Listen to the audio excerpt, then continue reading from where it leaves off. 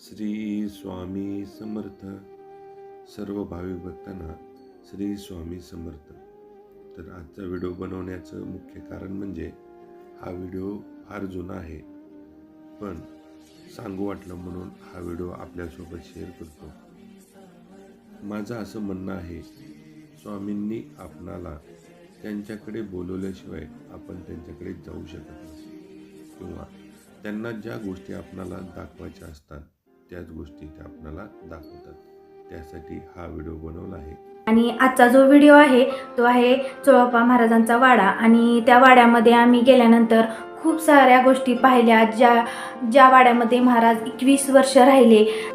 त्यांनी तिथेच त्यांचे जे परमभक्त आहेत चोळप्पा महाराज, तिथेच त्यांनी समाधी घेतली. आता महाराजांनी चोळप्पा महाराजांच्या वाड्यात राहिल्यानंतर अनेक वस्तू वापरल्या, त्याही तिथे पाहण्यासाठी आहेत. त्यानंतर महाराजांची जी विहीर आहे, म्हणजे त्याच विहिरीला नाव आहे कुशावर्त तीर्थ, तेही आम्ही पाहिलं.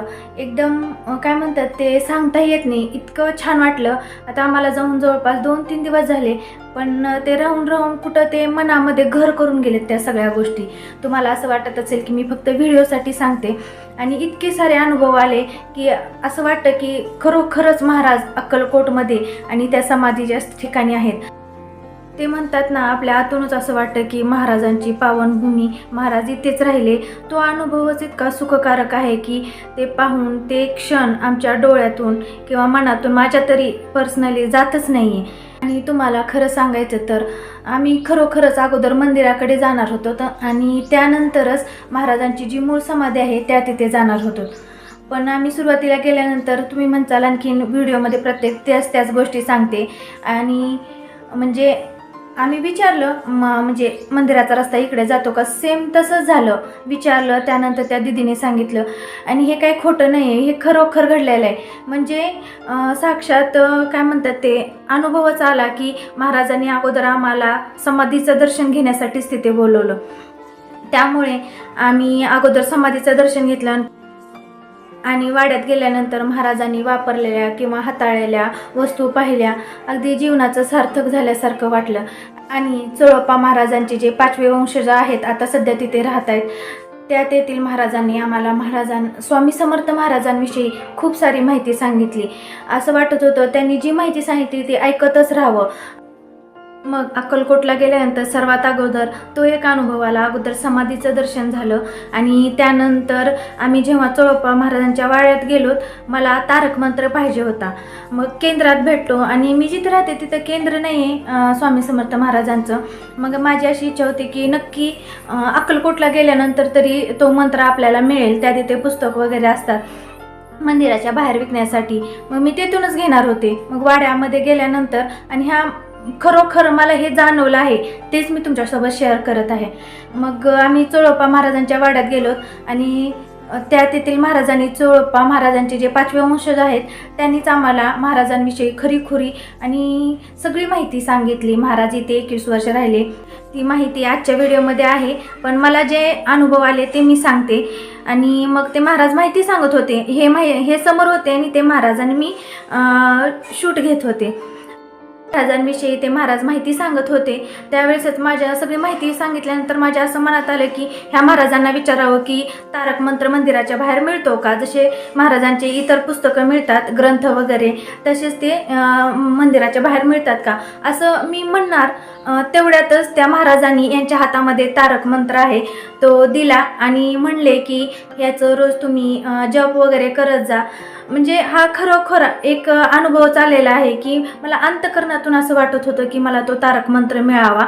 आणि महाराजांच्या वाड्यातच तो मला त्या महाराजांनी, चोळप्पा महाराजांच्या 5व्या पिढीतील जे वंशज होते त्याच महाराजांनी यांच्या हातामध्ये दिला. म्हणजे हा खरोखर मला अनुभव आलेला आहे. त्यामुळे महाराजांनी स्वामी समर्थ महाराजांविषयी माहिती सांगितली आहे. यासाठी हा व्हिडिओ शेवटपर्यंत नक्की पहा. आणि जो तो महाराजांनी तारक मंत्र दिला तो मी लॅमिनेशन करून माझ्या देवघरामध्ये ठेवलेला आहे. जर आपण अंतकरणातून जे आपल्याला पाहिजे ते देवाकडे मागितलं ते नक्की मिळतं. मला याची प्रचिती त्या वाड्यामध्ये गेल्यानंतर आली. महाराजांच्या समाधीचं दर्शन घेतल्यानंतर अगदी उजव्या बाजूलाच महाराजांचं शेजघर, त्यानंतर एक मोठं लट इथे दिसत असेल तुम्हाला, उंबराचं झाड आहे. खूप मोठं आहे हे झाड. आणि या इथे नागोबा मंदिर, हनुमान मंदिर आणि श्री विठ्ठल रुक्माई मंदिर अशी छोटी छोटी 3 मंदिरं आहेत. आणि या इथे तुम्ही बघू शकता खूप मोठं असं उंबराचं झाड आहे.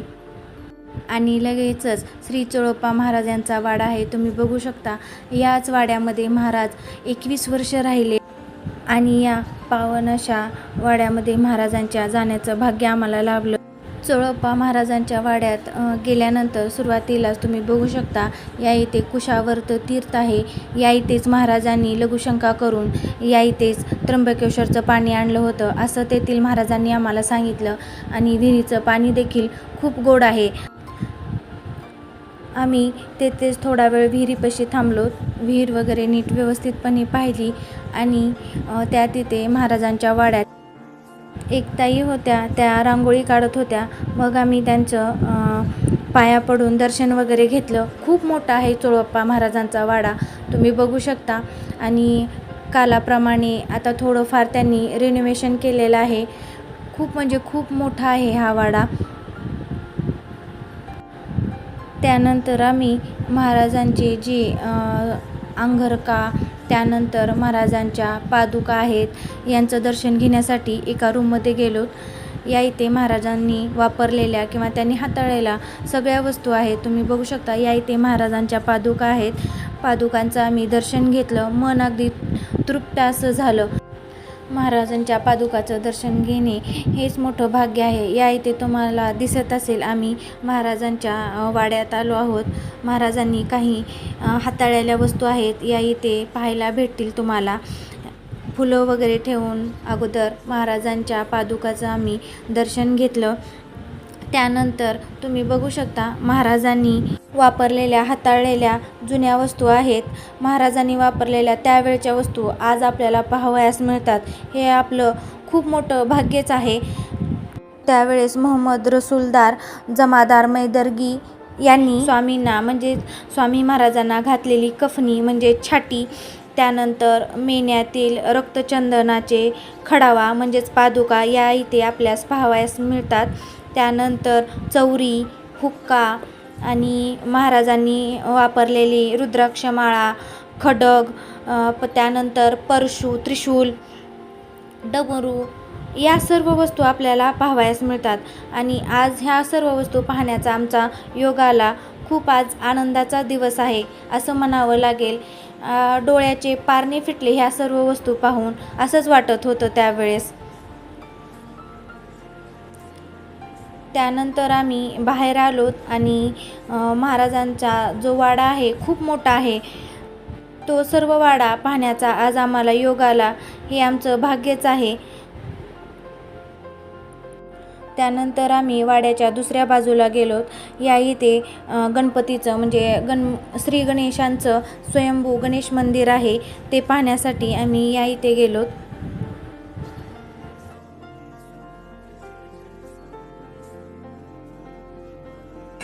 भरपूर मोठा वाडा आहे. खूप मोठा आहे. इथं राहत होते का महाराज? 21 वर्ष स्वामी महाराज राहते. इथं आम्ही पहिल्यांदा तिकडे जाणार होतो मंदिराकडे, पण आम्हाला तिथून असं येता म्हणले इकडून जा, म्हणजे आम्ही ह्या मार्गे आलो, पण आम्हाला हे पहिल्यांदा इथं मठ दिसलं. भाग्य आहे तुमचं. इथं खूप लोक येतच नाही.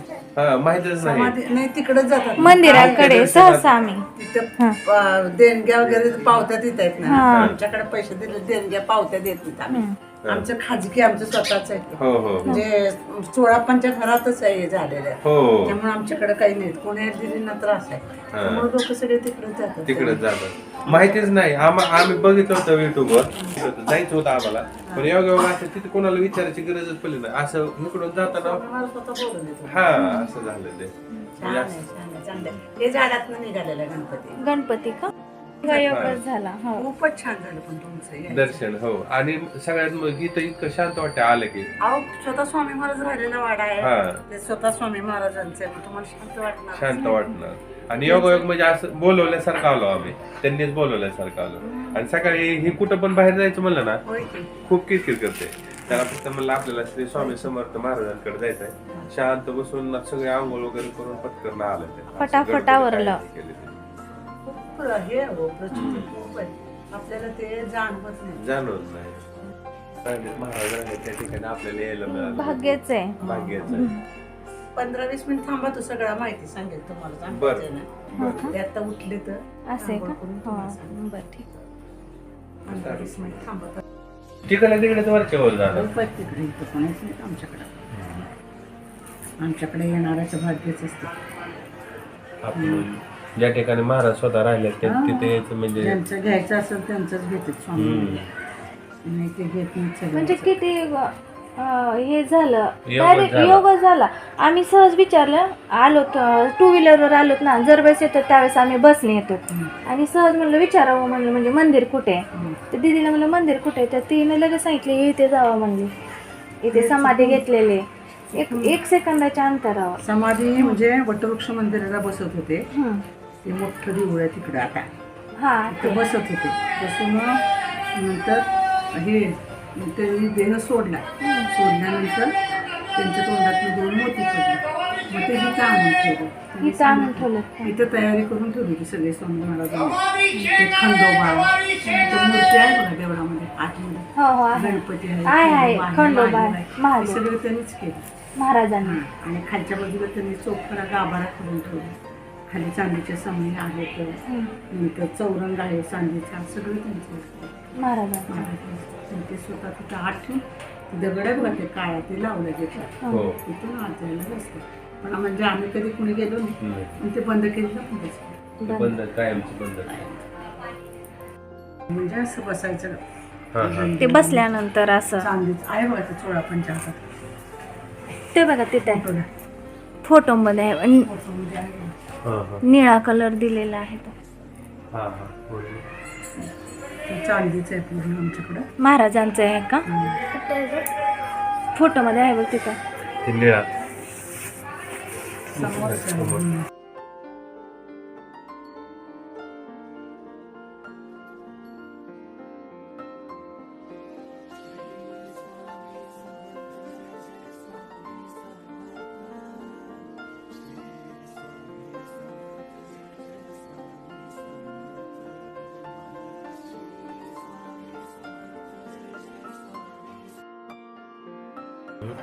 खूप वेळ झाला मी आता इथे स्वामी समर्थ महाराज पप्पा महाराजांच्या वाड्यात राहत होते. या इथे बसलेलो आहोत. खूप शांत आणि प्रसन्न समाधानकारक वाटते एकदम.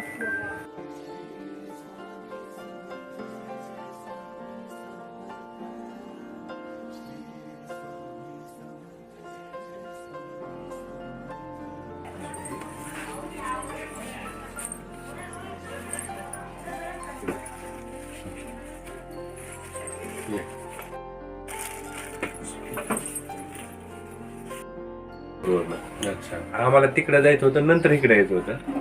पण योगायोग असं झाला की ते म्हणले की इकडून जावं. मग इकडून आल्यानंतर त्या दिदीला म्हणलं महाराजांचं मंदिर कुठं आहे. तर ते दिदी म्हणले इथं समाधी मठ आहे. मग पहिल्यांदा आम्ही इथंच आलो आणि मग यायचं होतं. पण इतके दिवस 5 वर्ष आम्ही 5-6 वेळेस आलो, पण इकडे आलोच नाही. आज पहिलीच वेळ आहे इकडे यायची. आणि एकदम सकाळ एकदम फ्रेश मध्ये दर्शन. सकाळचीच वेळ योग्य असते. आणि ते म्हणजे योगच घडून आला म्हणायचं की इकडे महाराजांचं बोलणं असल्याशिवाय नसतेच ते वेळ. इकडे येतच नाही. म्हणजे महाराज 21 वर्ष येऊन अक्कलकोटात जे राहिले चोळप्पांच्या वाड्याला, हा वाडा आणि मंदिर हा चोळप्पांचा जुना एक वाडा होता. हे सगळं पूर्वी शेणाच्या भिंती होते. हो. त्या काळ तसंच भिंतीतून काळाप्रमाणे आपण डेव्हलप केलं. 21 वर्ष महाराजांचं इथं वास्तव्य असताना महाराजांचं राहणं खाणं या जागेत असायचं. आणि आता जे मंदिर आहे तर महाराजांचा दरबार लागायचा. भेटायला येणारे भाविक महाराजांना त्या जागेमध्ये भेटायचे. महाराज विश्रांती मिळावी म्हणून गावामध्ये वटवृक्ष मंदिर आहे. ते वडाचं झाड आहे. त्या झाडाला महत्त्व आहे खूप. महाराज त्या झाडाखाली ध्यानाला बसायचे. आता यांची इच्छा झाली त्या झाडाखाली देह त्याग करावा आणि तो दे इथे आणून ठेवा. म्हणजे दगडी काम दिसतंय मंदिरात ते सगळं स्वामींच्या काळामधलं. आणि समोर जो गाभारा आहे तसा एक खाली गाभारा आहे. त्याला महाराज ब्रह्मानंदी गुहा म्हणायचे. तर रोहित स्वामी समाधी घ्यायचं 7 दिवस आधी ध्यान असतं. त्यांच्या इच्छेप्रमाणे त्यांनी 30 एप्रिल 1878ला त्या वडाच्या झाडाखाली देह सोडला. तो देह पालखीतून खाली पद्मासन अवस्थेत ठेवला आणि महाराजांनी सांगितलं होतं माझं देण्याकाला वेळ आली की मी बोलू. म्हणून मग नंतर हे आरिप्तच होतं. आता जरा सिरियलमुळे वगैरे गर्दी वाढली, पूर्वी फक्त पोथी पारण करणारे लोक यायचे. मंदिर हे अनेक असतात, समाधी एकच जिथे देह असतो ते स्थान समाधी. त्यामुळे इथं बोलावणं म्हणजे महाराजांची इच्छा असल्याशिवाय आम्हाला प्रवेश नाही. बरोबर, त्यांच्या मनात काय इथं प्रवेश नाही. त्यामुळे हे सगळं 16 वाळत विधी असतात. इतकं ठेवलं. हा स्वयंभू गणपती रुईच्या झाडामधून प्रकट आहे. स्वामी जिथं स्नान करायचे तिथं रुई म्हणजे मारुतीच्या गळ्यात जी माळा घालतो ते रुईचं झाड आणतं. माझ्या आजोबांना स्वप्नात पडलं, शांत झालं स्वामींच्या की तुझ्या घरात जिथं मी स्नान करतो तिथं झाडी त्या झाडाची सेवा कर. त्यानंतर 21 वर्ष सेवा केली. 21 वर्ष सेवेनंतर हा गणपतीचा प्रकट झाला, स्वयंभू गणपती. हा आणि हा महाराजांनी वापरलेला राजदंड. जसं एजेड लोक काठी घेऊन चालतात तसं हा दंड महाराज असा धरून चालायचे खाली. हा म्हणजे याच्यावरनं महाराजांची उंची किती, महाराजांची उंची किती असते आपल्या आता छातीला लागते. हा हे सगळं महाराजांनी वापरलेलं गोष्ट. श्री स्वामी कुठं असतो तुम्ही? मी तर बार्शीला राहिला गोडगावला आहे, शाळेवर असतो मी. शिक्षक बार्शीच्या जवळ कुठलं गाव म्हणलं? गोडगाव. हा गोडगाव तुळजापूरच्या खाली. एक 15 किलोमीटर. मूळ गाव मूळगाव बार्शी. बार्शी. त्यांची शाळेमुळे तिथे राहिला. अच्छा, गावाकडे जाता का नाही? जातो की ग्राम जत्रा आपलं कुलदेवत कुळाच्या हे करायची मनसुक्त. बरं, कुलदेवी आणि कुलदेवी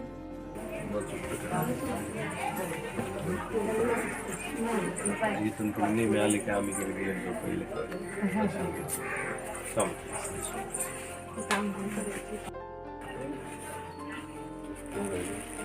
तारक मंत्राचं पठण करायचं हाच पाहिजे होता किती दिवसापासून. हे करून ठेवलंय मी. लॅमिनेशन करून घ्या. तारक मंत्र आहे महाराजांचं. ए पिलू घे प्रसाद. प्रसाद खावा प्रसाद गरम आहे.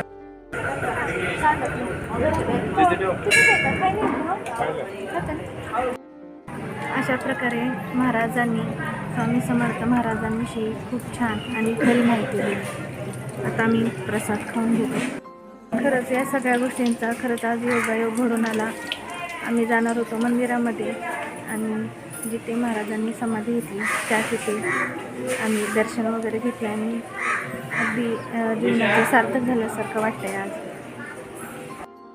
खरोखर त्यांच्या तोंडून जे सांगत होते ते ऐकायला इतकं छान वाटत होतं आणि ते आमचा आज ऐकण्याचं योगच होता आणि मोठं भाग्याचा दिवस आहे आजचा.